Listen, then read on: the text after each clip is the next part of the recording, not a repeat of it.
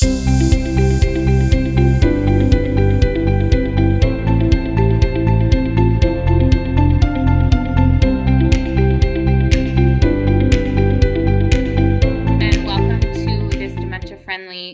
conversation on libraries.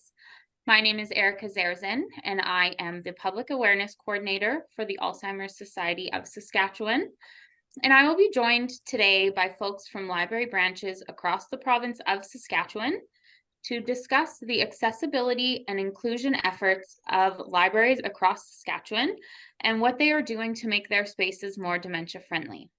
I now want to introduce our panelists. So I welcome Joan Michael from Saltcoats Public Library. Hi. Welcome, Joan. Morgan Kelly and Meagan Dillen from Southeast Regional Library Headquarters. Hello. Welcome, thank you. And Patti-Lynne McLeod from Regina Public Libraries. Hello. So thank you everyone for being here today. We are having this discussion with our community because libraries are a hub in every community across Saskatchewan. We find libraries even in the smallest communities, proving that any size library provides an opportunity to bring communities together. Libraries provide an outlet for learning, but also for connection. And we know that community changes everything. Our featured panelists today come from different size centers. This includes both rural and urban communities, all with experience bringing their communities together.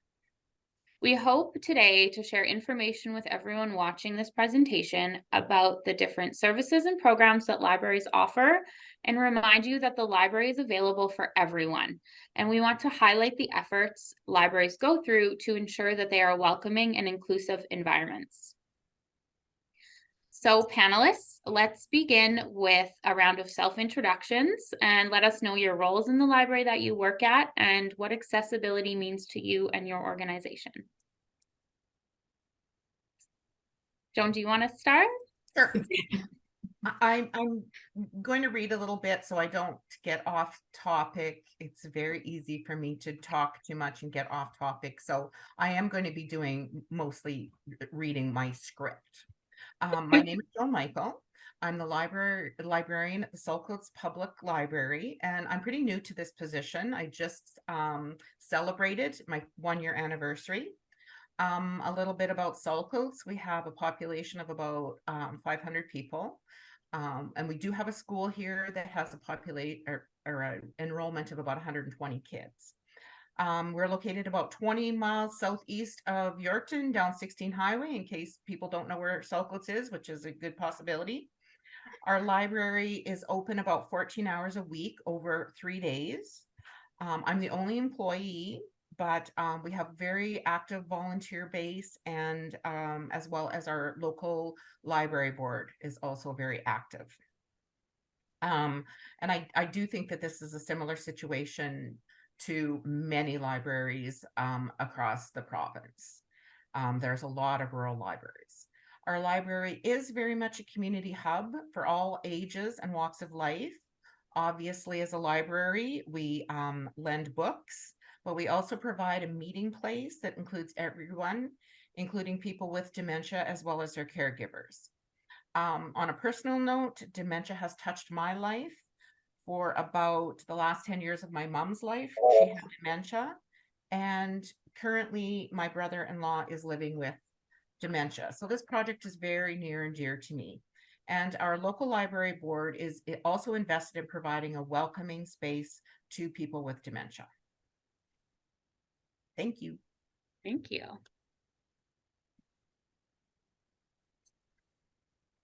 We can go next if that's okay. So I'll introduce our region first. Meagan and I both work at the headquarters for Southeast Regional Library. So our services cover all of Southeast Saskatchewan, and we have 46 full service branches, and they range from 10 open hours a week to the city branches in Estevan and Weyburn, which have 60 plus open hours per week. My name is Morgan Kelly. I'm the community services manager here at headquarters. So I kind of take care of organizing a lot of our region-wide programming like Summer Reading Club, Aboriginal Storytelling Month, Freedom to Read Week, all of that kind of stuff. And then I work really closely with Meagan, who she'll introduce herself. I'm Meagan, and I am the Community Services Assistant for Southeast Regional Library. Like Morgan said, I work very closely with her in the development of a lot of our programming. And then I am also in charge of shipping out. We house all of our makerspace and our literacy kits here at headquarters. So I take care of making sure the branches get them booked and get them on time and are able to have access to those. Wonderful, thank you. Okay, so I'm Patti-Lynne McLeod, and I am the Outreach Services Librarian at Regina Public Library. If you hear me refer to RPL, I just mean Regina Public Library. So in that position, I kind of wear two hats. I'm a supervisor for Outreach Services, which helps people with print disabilities get accessible collections, and also with people who can't come to the library because of illness, disability, or age. We offer a home library service.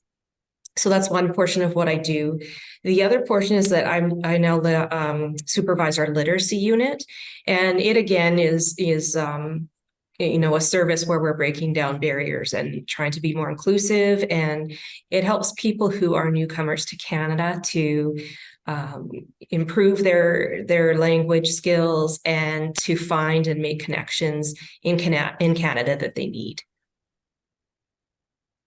That's amazing. Thank you. I'm so glad to have each of you here today. I think it's really valuable to share with our community all of your perspectives and you have vastly different experience and programs. So it's going to be a great conversation learning about that today. So let's specifically talk about the efforts your library has done to be more inclusive and accessible to the people who visit the library, which includes people with dementia. So this can include both the physical characteristics or how you socially engage different people or how you plan to in the future. Joan, do you want to start again? Do you want to keep our little? Absolutely. As I said before, we're a small library and it's a one-man show there. So the programs that we have are not specifically for people with dementia. They are open to everybody. So we've had things over the past year that I've been there, I can only speak to those, that include yoga, watercolor painting, crocheting. We have art exhibitions, but we simply don't have enough patrons with dementia to run specific programming. But our most popular inclusive activity, which I like to think they're all inclusive, but is a weekly coffee time. It is very popular at our library. It's a free for all where everybody crowds around the table and enjoys themselves. The cast of characters is ever changing and everybody is made to feel welcome. We're not a quiet library. That's a stereotype of libraries that you're breaking every day, right? Yeah, no, we're not quiet. We have a good time. Fighting that stigma. Yeah. So for our Southeast branches, of course, like we don't work with the public here directly, but all of our librarians do. Since about 2019 or so, we had done a big rebrand. So we've been improving our branding and our signage. So we're more recognizable as the library. Like you'll know when you see these posters, when you see those logos, that's the library. We've been using a lot more clear fonts and kind of keeping it the same across the region. So everybody's using the same thing and it's not different from branch to branch. We stay consistent with that branding so people know that a poster or a picture on social media is from us. We host staff workshops twice a year, so we periodically have sessions about customer service at those workshops so staff can speak about different scenarios or ask questions for best practices. We've also been working on making our social media posts in plain language as much as possible and including alt text for anybody with screen readers. We've really been working on that in the last couple of months, and that's a big update for us. So Okay. So here at RPL, I mean, I've already touched on a couple of the main things that we do. And in the past, we have really focused on print disabilities and connecting people with the accessible collections. But one big change that we did make was that we we've always had the assistive technologies and these special collections all in one centralized place. And so it wasn't always as convenient as it could be for people in our city. So we decided to move out some of our collections to our bigger branches, and also the technology that they need to in order to listen to those to the different kinds of discs that we send out.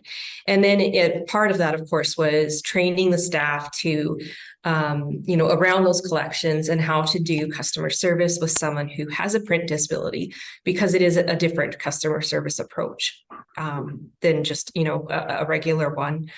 In terms of dementia, particularly, I think when it comes to accessibility, if you do one thing for one group, it can actually open up and make yourselves more accessible for other groups as well.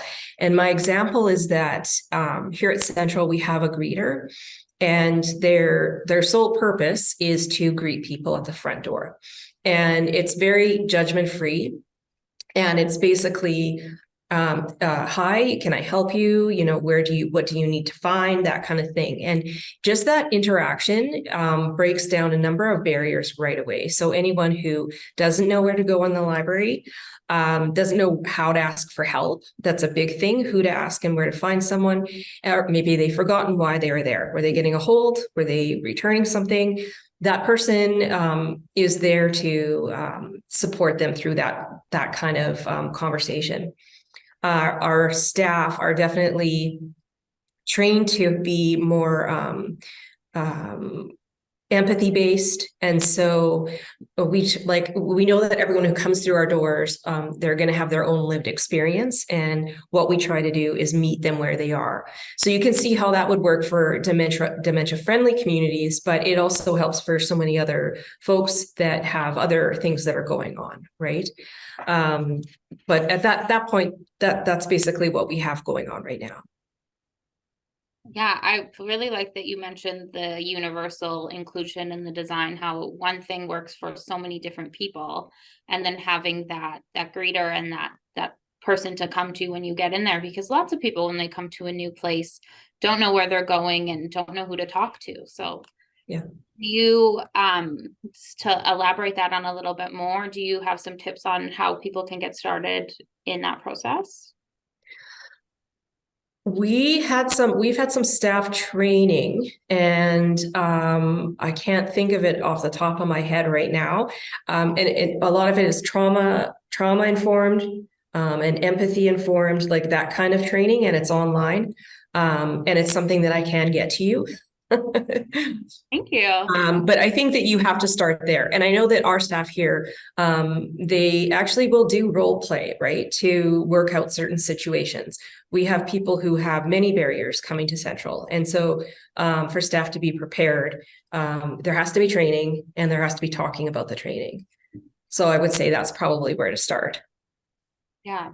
Well, a dementia-friendly community is an inclusive and welcoming community. It's not something that, it's not somewhere or something that segregates people with dementia or anyone, right? It's something that's welcoming for everyone. And that's really something to remember, is how transferable those skills are with different groups and different people. And like you said, everyone has a different lived experience, and we need to be mindful of that. Thank you. I want to highlight the positive changes each of you have been making in your organization. So I've had discussions with each of you previously, and you all have different approaches to accessibility and what you're doing in your library. So I want to share each of your specific accomplishments. So Joan, I'll start with you again. You recently made some changes in your establishment. You worked with our dementia community coordinator to help you make some of these changes. So will you kind of walk us through that process and tell us your experience? I would love to. First of all, the changes, they don't need to be major, time consuming, or expensive. I think that's a really important point to make. Any changes that are made are going to be easy and benefit everybody that walks through the door of your library.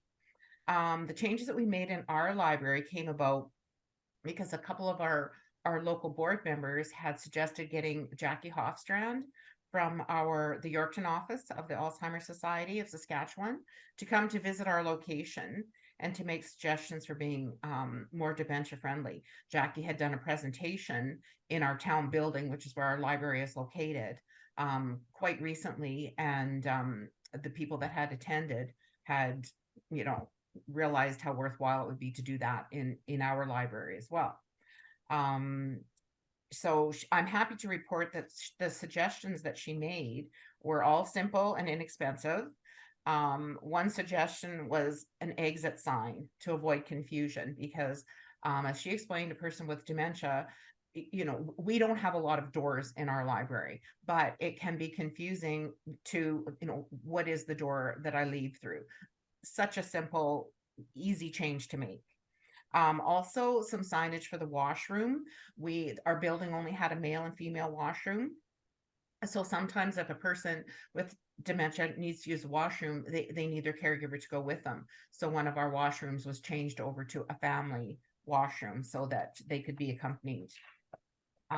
Jackie also made the recommendation for a larger monitor and a high visibility keyboard for public computers. So what I mean by high visibility keyboard is it's yellow and it's got the black print, but the keys are much larger. And so the larger monitor was actually donated, and we purchased the keyboard through a grant, so no cost there. Third suggestion was to clean some of the dark marks off the carpet that were left from the taped areas during COVID protocol. So we decided to do one better than that, and we actually requested funds from the town of Saltcoats, and we ended up replacing the entire carpet, which it was just kind of the impetus to get that started. And again, it's a great thing. It's a refresh for our library. Jackie also recommended large print books, which we are very fortunate to have a pretty nice selection for a library our size, and we can always order in more requested material. A quiet area was also proposed. Now we have a small library, so it's about 1,000 square feet, and it's a rectangular room, so that's about the size of an average house, right? So we don't have a very good place to put our quiet area, so we tucked it in a back corner, but it's also adjacent to our kids area. So it is a true quiet area if there are no kids playing in the library. But if there is an occasion where there are kids and that area is being used, I found that people that have dementia often keeping a conversation going can be tricky, but I think the vast majority of people like to sit and watch kids play. You don't have to, make that conversation. You can just enjoy that interaction. The final change we made was the addition of handicap parking sign in front of the building. Again, free of charge. The town already had a sign. It was installed free of charge. So basically our cost was zero, and it took very little time or work involved except for the carpet. That was a huge thing, but again, that wasn't just dementia related. That was just needed an update. They've been made for the benefit of all of our patrons, and it's a win-win situation, and we plan on continuing. Our board has made it known that we will continue to make any changes that come up, any situations that arise. And I have had discussions with you regarding those changes, and the benefits of being in a small town is your community really came together to support the changes of those libraries, which is amazing. Absolutely, yes. You had volunteers install the carpet, right? We had 88.5 hours of volunteer man hours loading up the books, having the carpet done, replacing the books. It was an enormous job. We're very lucky. I mean, Saltcoats is my hometown, and I'm very proud of it, and I'm very proud of the efforts of our local board and our town in general. Yeah. So are we. Thanks, Erica. Thank you. Patty, I'll move to you actually. So the Regina Public Library has been going through an audit on their systems and focusing on accessibility framework. I actually sat in on one of the accessibility focus groups. So I do know about the efforts that are there. So can you please Yeah. tell us a little bit more about what's been involved with this process? Sure, I can. So it's actually a very, very big project. And this framework allows us to approach accessibility with a much wider lens than we have in the past. And it started with just gathering information and having conversations and that kind of thing. What we have done is categorized the information. So we're trying to break down everything into specific categories. So there's, customer service and training, there's physical spaces, there's assistive technology and digital presence, marketing and communications, and a few others. You get the picture. But that is a way for us to kind of make sense of all of the information and have it more logical and digestible, so to speak. And then what we did next is we went about gathering our information different ways. And so one thing we started with was looking at some, not all, other public libraries across Canada to just get a sense of what is on the landscape for accessibility and what other systems, priorities are and where do we fit in all of that. So that's one step that we took. The next that we took was the focus groups, like you said, Erica, and those questions that we asked, again, followed in with those categories of the different areas that we're looking to gather information about. And then the last thing that we did, well, it's not the last, this was all happening at the same time, is that we did reach out to community organizations to either ask them to be part of the focus group or just to get a sense of what's going on in Regina and how we can be sharing information and helping each other. And something really great that came out of that was that the Neil Squire Society had someone who actually conducts focus groups. So we were able to make that partnership, and it was it's better because it's objective. It's not me going in as an RPL person and asking people questions. It was a third party, and not just anyone. It's like, Neil Squire, they're experts in accessibility and accommodation and that kind of thing. So that was a great thing that came out of it. And then another one was an organization called Listen to Dis. And we also worked with them, and one of their members came and did a more informal way of gathering information. We found it nice to have the two contrasting ways of getting information. And she would just engage with people who happened to come in that day at Central, and kind of use a basic survey to guide the discussion. And so that worked really well, working with the community organizations. And then where we are at right now is we've got all kinds of data, and we're synthesizing it, and ultimately we'll have like recommendations. So for customer service and training, these are our recommendations. And for physical spaces, these are our recommendations, type of thing. So, but we're just in the thick of it. I don't have anything to report at this time, but that's where we're at with that. So hopefully we'll get those finished, and then those, my part would be done at that point, and it goes on to directors and the board to see, what do we want to work on. It's really, you took a comprehensive look at what accessibility is and all the options, the different pathways that accessibility is important for. So when you do finish those recommendations, is that something that's a library internal document, or is that something that you'll be making public, like on your website, like this is kind of what we did? The recommendations themselves, I don't think that would be public. I know that we're looking at accessibility statements and what we want to include, and I think that's more of what we would, try to communicate to the public. I think, when something, if something good happens, like we change something and it's working well, we will, promote that and advertise that. But I'm not sure, if there'll be like a list that, public would see. Okay. Thank you. That's a big project.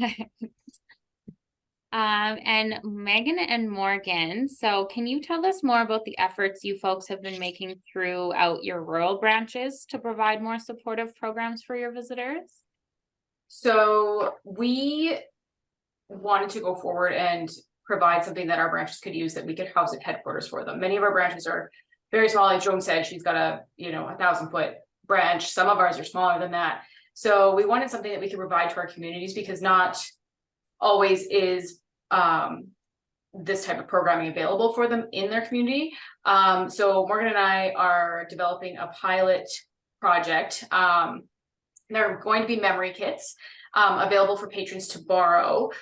We do something similar for kids. We do an everyday literacy kit, and we thought, what could we do for our communities that would enhance for adults, and then even, into the dementia, into the Alzheimer area. So we've kind of been developing that. It'll be a backpack or a bag, something with just different resources that a patron could take home if they have a loved one or someone that they care for that they would like to interact more with, or provide some kind of, activities for. We've just kind of been pricing it out so far, but that's what we're hoping to do, is to bring something that we can provide for our branches if maybe it's a little more difficult for them to bring programming from within their community. Could you just elaborate for those who don't know what a memory kit is? So a memory kit would be, like I said, it will be like a backpack or a tote, and then there'll just be different components. So there'll be flashcards, maybe of different eras. So we've looked at some from the 1930s, 1940s, just to stimulate a conversation. We did come across, There were a couple we looked at. There was like a handyman kit, so it would like kind of reflect on different tools you might use, or like a homemaking one, so things you'd find in a kitchen, or like things you'd find in your house, just to kind of reminisce on those. Sometimes they come with discs with like slideshows or songs to be able to use. We're still kind of looking at what's feasible for a portable kit that will last through our van run and on our bumpy roads out here. Yeah, and lots of just little, even just little fidgets, stuff like that. Something that I know personally, when my grandmother was diagnosed with dementia, it was very comforting for her to have something to hold, right? Just little things you can fiddle with too. So something that's, for them to use. And then we do have a couple examples, one at a rural branch and then one at our Weyburn branch, which you guys might already know about because they're working with you for this program. Our Grenfell branch, which if you don't know where Grenfell is, it's like halfway between Regina and Moosomin. So you might have to pull out a map. And they're one of our larger branches. They have about 20-25 open hours a week. And they hosted it was a Room 217 music care pathway program. So they had seniors from their local care home come visit the branch. They had a volunteer lead singing with them, and they had served, tea and dainties kind of a thing. And then they had also brought kids in to have conversations with the seniors that had come in from the home. And they found that conversation between generations that was facilitated by the music memories and the activities, it was really beneficial for everybody involved. And I believe they've got those kits at their branch for people in the local town to make use of. And then Weyburn is hosting a Mindful Mingle program coming up this month, and they're doing one in November. So they'll have guest presenters coming in on different topics, and then they'll also chat with Erica Matthews, who's one of your folks at the Alzheimer's Society. So they'll kind of have caregivers chat with Erica, and then people living with memory loss will work with the adult programmer at Weyburn, who will lead an activity. So they don't have their speaker chosen for November, but for September, they've got Lori Tulloch, who's the First Link coordinator for the Sun Country Resource Center. So they'll have her come in, talk about some different topics, and we're excited to see how that program goes, because then we kind of have a framework for if other branches want to bring in somebody from the Alzheimer's Society, we kind of know what works and what doesn't. Oh, that's great. I like that your programs are really about bringing the community together as a whole. Like Joan mentioned, how they have their quiet corner right next to their kids area. It's really bringing those generations together and letting them have conversation and bring some joy into each other's day. So that's awesome. And Lori will be a really great presenter. So I'm really excited to hear about that. Thank you all. So my next question. So from each of your experiences, you all have very different roles. So what are some of the barriers that you've experienced around accessibility and inclusion? I'll start again. Okay. Is that okay? So I think our biggest barrier is just getting the word out to families with dementia in the community. what programming is available. And I look at it as a long-term process. I don't think that a person that is suffering from memory loss that hasn't been a library user prior to that loss will probably start coming to the library as a person with dementia. But like I said, in the long-term scheme of things, if we can make it friendly for everybody, then as current members, hopefully not, but perhaps develop dementia, the library will stay a place that's safe and fun and comfortable for them and their family to visit. And we are currently in the process of making plans with Jackie, again, our Yorkton person with the Alzheimer's Society of Saskatchewan, to come out and do the ABCs of dementia. Are you familiar with that program, Erica? Am I saying it right? Yes, I present that often, actually. Present that often. So we're going to do that as a library event. So just getting the word out, making people feel like they're a part of the community, whatever stage you are in, and everybody's welcome. Yeah, that'll be a great event. Yes. But yeah, it is advertising and getting people aware of things is a tough job. I mean, that's my job. So I do know how the difficulties of it. Thank you. For sure.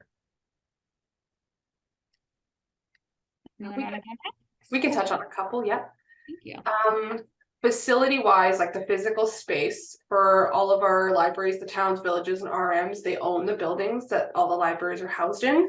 So we can make recommendations for things. We can't make those renos or changes directly. They have to kind of coordinate with the town RMs, villages, which is tricky sometimes with limited funding, limited staff capacity, that kind of a thing. So we are sometimes limited there, and we have to go through a few processes for physical branch changes.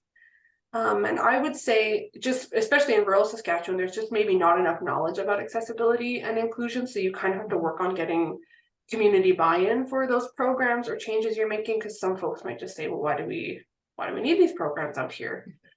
Yeah, that's kind of a place we know we do need programs, if you're asking why. So yeah. And we found too, I know when we were researching our memory kits, just a financial barrier for some of the resources that are maybe available as a just a family household to purchase those items might not be financially feasible for them. And even for the library, we look at grants and stuff like that to help fund them, because sometimes the price and then the availability of products in Canada, we were finding that a little bit of a struggle as well. So just things like that we kind of ran into when we were researching for our memory kits. Yeah. And Patty, do you have anything? Sure, yeah. So I think, like, from my perspective and what I'm working on, it feels kind of huge sometimes. We do have 9 locations. So in terms of looking at physical spaces and doing audits and determining where we're at with accessibility, there's going to be a lot to cover, right? And ultimately a lot of staff too at different branches, and there hopefully we'll have some more comprehensive training about and around accessibility. So I think that's one thing, just the scope of it. And I know, Joan, you were saying, some things are easy and quick and don't cost too much money, but I think one barrier that a lot of people, for the bigger fixes, people or organizations are gonna have to really, reevaluate budgeting and prioritize things, because it's great to do those easy fixes, and I'm always looking for those, right? Like the low-hanging fruit. But bigger things like fixing a building and that kind of thing, I don't know. I think that's always going to be a challenge for people. Yeah. I think the important thing is to remember it doesn't always need to be a big change, because people think change needs to be large, but it's as simple as hanging up a sign sometimes, or greeting someone when they come into your building. So I think that's a misconception that a lot of people have about making changes, is definitely a barrier that we've noticed as well. Yeah. Thank you. So I have one last. Oh yeah, go ahead, please. I have one thing, Erica, my lovely assistant over here, has held up a note for me. Another thing that we're going to do to promote knowledge of dementia is we had recently, there was a exhibition at the Godfrey Dean Cultural Center in Yorkton. And my brother-in-law was one of the ones that had things on display there. So it was all people that are living with dementia. So we are going to have some of his work come to our library as an exhibition there, and the Godfrey Dean will be describing more about the program. Oh, so you are getting the exhibition in your location. We are getting the exhibition, and again, I think it's taking away a little bit of the stigma that surrounds dementia, that people with dementia aren't capable of doing the things that they used to do, and that's something that this group was trying to change. Yeah, the Belong Where You Find Yourself project was very inspirational and amazing, and really Thank you for people saying have that Renee. freedom Yeah. of expression again. And yeah, it does. Yeah. Dementia doesn't have to be limiting. It's just a change.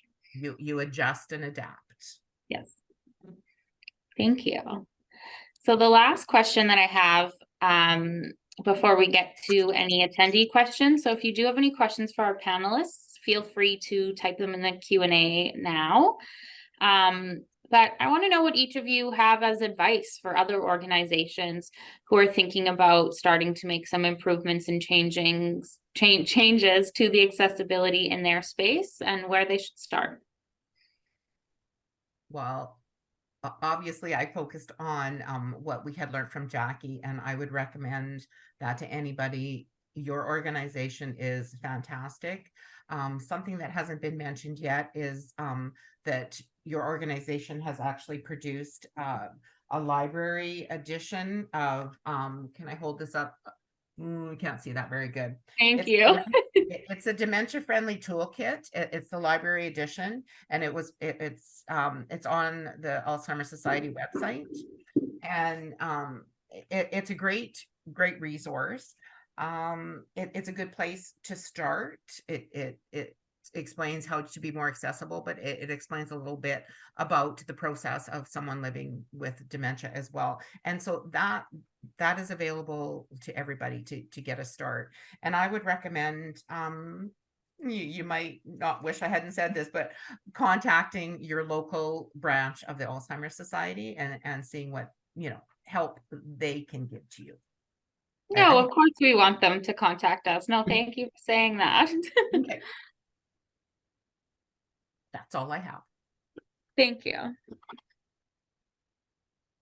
We would say we don't have a huge amount of advice at this time because we're just starting to kind of explore this stuff ourselves, but we didn't know where to start with those memory kits because we didn't want to just throw a bunch of stuff in and not really know if it was beneficial. So we started talking to Erica at the society as well. So we'd recommend reaching out to organizations like the Alzheimer's Society so you can get information on best practices, where to start with this kind of thing, because they know way better than we do. Thank you. Yeah, I guess I have a couple things. I think like at the very beginning of the process, you have to be including the people that you are trying to get through your doors. So it's the people who have the accessibility issues, including people with dementia, and their family members and their caregivers. They have to be part of the conversations because really only they know what they need in order to get to the library and get what they need at the library.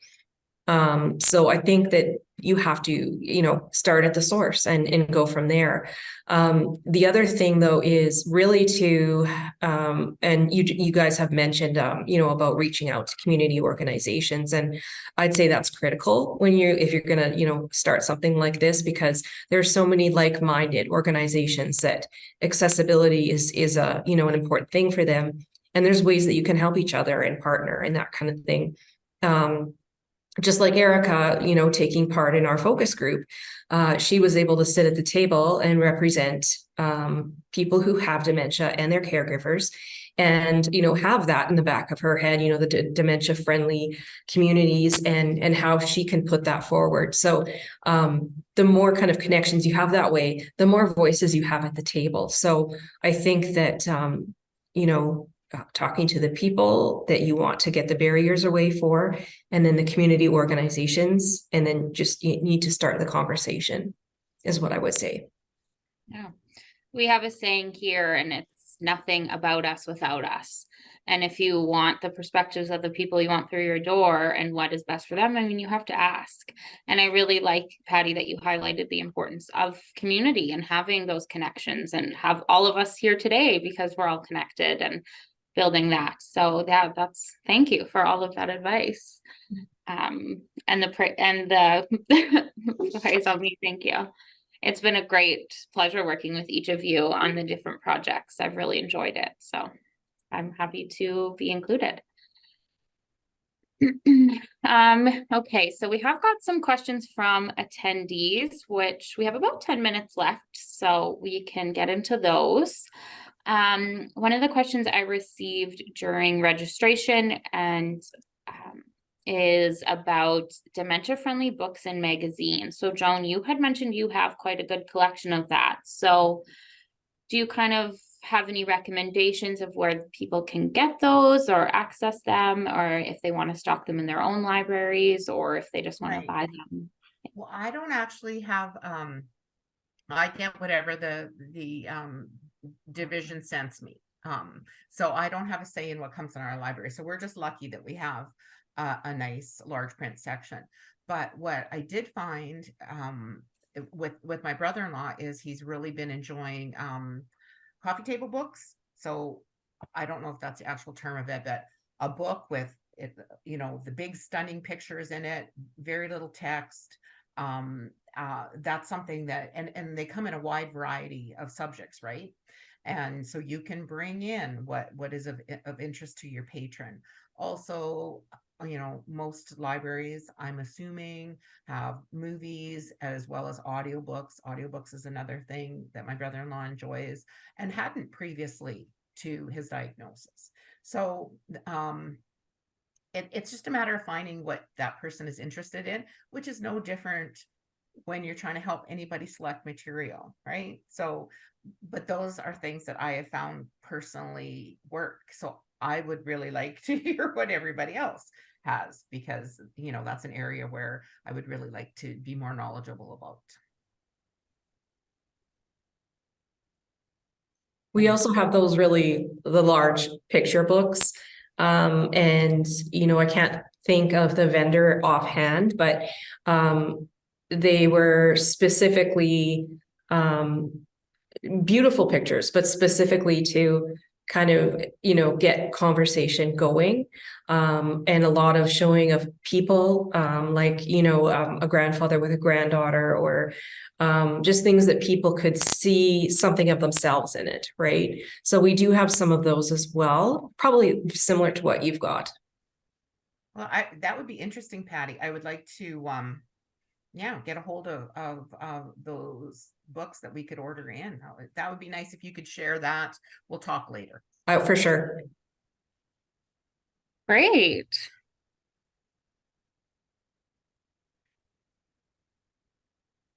We asked this question before the stuff started too, because there are a number of books in the catalog, and I think they're all fairly recently published, so I don't know if more are coming out that are specifically intended for people living with dementia. So I believe there's maybe like a dozen of them, but there's not a ton of these books.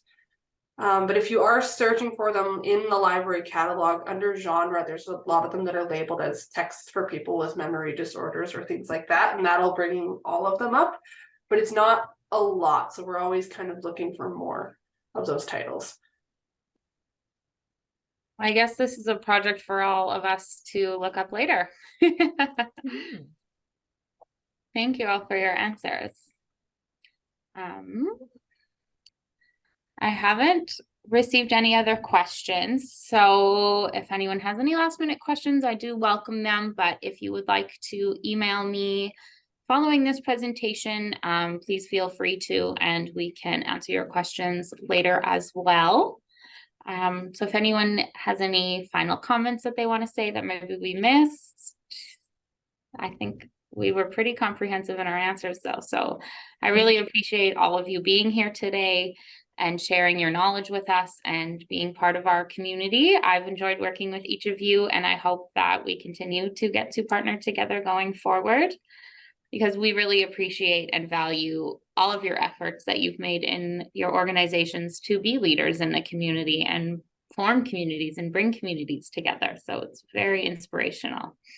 And I hope that everyone attending today enjoyed the information and hopefully feel inspired to visit your local library and think differently about the accessibility of your community.